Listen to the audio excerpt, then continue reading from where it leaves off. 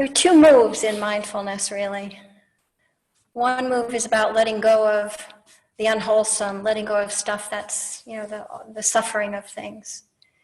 And the other is, the second move is to cultivate the wholesome and to keep it around, which is a harder move for us.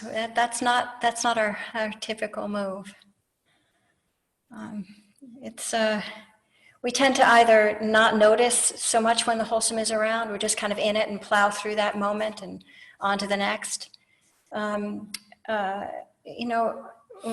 it just fades away so quickly that we didn't really quite capture it while it was happening. I think sometimes, like when I was younger, there was this favorite dessert I had. It was a chocolate lava cake. I remember it so well.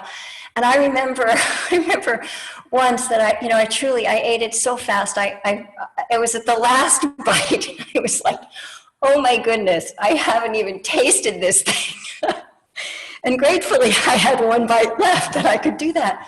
But it's the recognition that, when joyful things are present, delightful things are present, when moments of kindness or gratitude or generosity occur, we don't necessarily land in the noticing of it and then savor it when it happens. And we don't know how to savor it. But brain science suggests it's a really good idea that we learn to do that.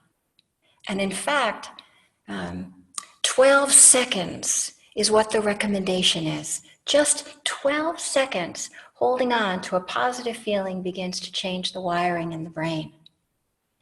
And frankly, I think that's really good news for us, since I think most of us can muster up 12 seconds at a time.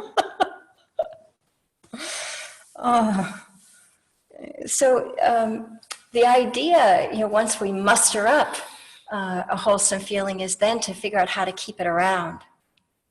And I was thinking about the role of the fire keeper in ceremony. That the idea is that the fire keeper learns to keep the fire going, and has to learn all the different ways of keeping that fire going.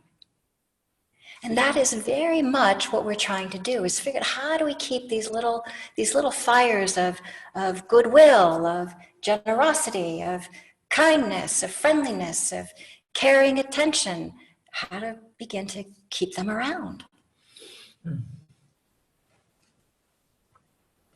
And then, there are a few tricks, there are a few recommendations actually in the suttas.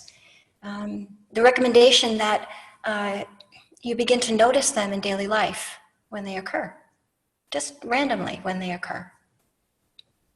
Someone's kind to you and you actually notice that kindness and bring that forward, breathe with that and make much of it. Also, to simply reflect on the word itself, like if I were to reflect on generosity, and keep just letting that word land periodically in my psyche, I start to have a different relationship to that word and a different understanding about that word, what that means inside. The third way of actually bringing it around is to bring it forth in meditation for contemplation. So you learn to bring that word forward, or that concept forward, and you learn to bring that inside and really feel what that feels like. And that experiential knowing from bringing it forward in our mind in that way begins to deepen our sensibility to it. It begins to strengthen our ability to feel it more easily.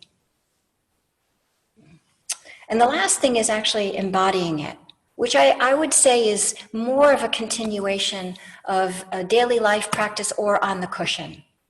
How much can we really embody it? Body, breath, heart, mind, that experience. So what I would like to invite us to do today is actually to play around with a particular wholesome quality, and that wholesome quality is gratitude. And I would like us to play a game where we try to hold on to it for 12 seconds. We breathe life into that experience and ride that wave for as long as we can. But see if we can begin to really make contact with it, and repeatedly over the course of the meditation, 12 seconds at a time. And why I'm picking gratitude is that it's my personal favorite. It's my go-to, because what it does is it turns the ordinary, what we have, into enough. The ordinary, what we have, into enough. Like, it's near at hand for me to wake up in the morning and to reflect quickly on the fact that I woke up and that I'm alive and that I'm breathing, that the body is moving, the mind is thinking, and I can feel. And right there is a whole ton of blessings that are easily available to me if I just turn my attention to it. So gratitude is something that I think is one of those easier ones if we can begin to just like look for it in everyday life. There's so many little moments where we can feel grateful for something happening or for breathing.